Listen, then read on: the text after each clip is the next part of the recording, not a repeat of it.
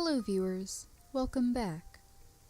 I have to say I definitely thought that the next time I'd be talking about the Royal Tutor on here would be whenever the manga ends, and this is really going to be more of a short mini review than anything else, but it would feel weird not to talk about the movie at all, as it is a series I've kept up with.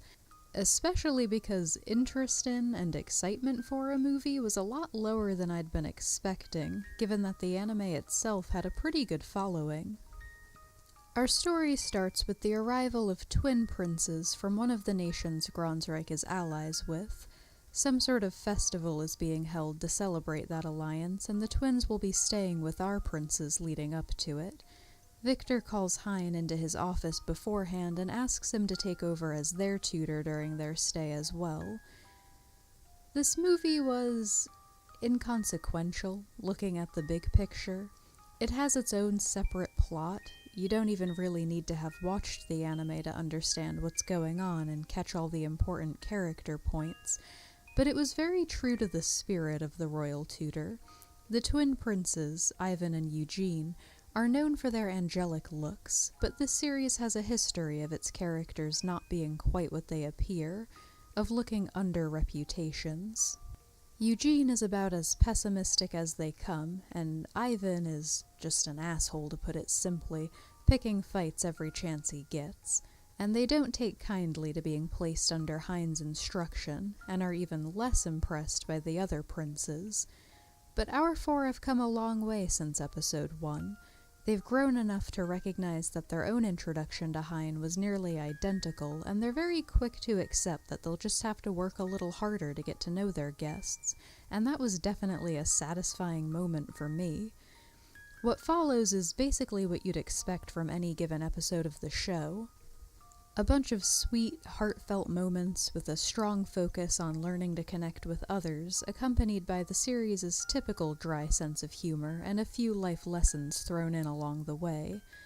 The princes soon learn that the twins' behaviors have a lot to do with their own much stricter upbringing, but they manage to break through those walls and end the movie as friends, and there were only a few scenes that were truly over the top in their cheesiness.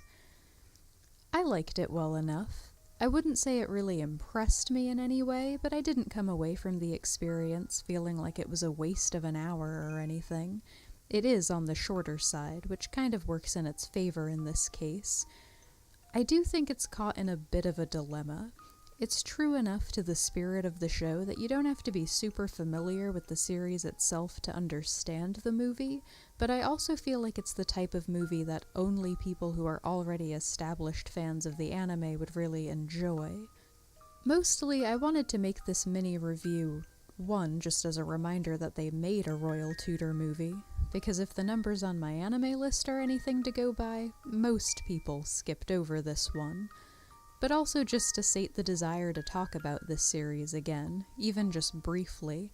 I am keeping up with the manga too, and every time a new volume comes out I fall back into reviewer mode, and have to remind myself that it'll probably be a while before I have all the details and can really talk about it in any sort of conclusive way. It definitely caught my attention when I heard they were coming out with a movie almost 2 years later.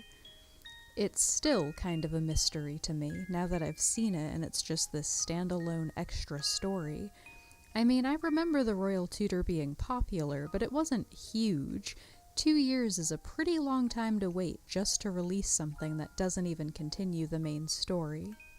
It would make more sense if it was just to get people's attention and try to build interest back up, but I haven't heard even a whisper of there being a season 2 in the works.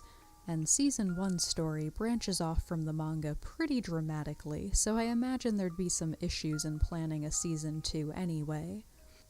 But all questions aside, it was nice to get to see the anime version of these characters again. If you are a fan of the show and find yourself with some free time, looking for something short to watch, you'll probably enjoy the movie too. And if you skipped over the anime but wanted to get a feel for what it was like, the movie does a pretty good job of representing that.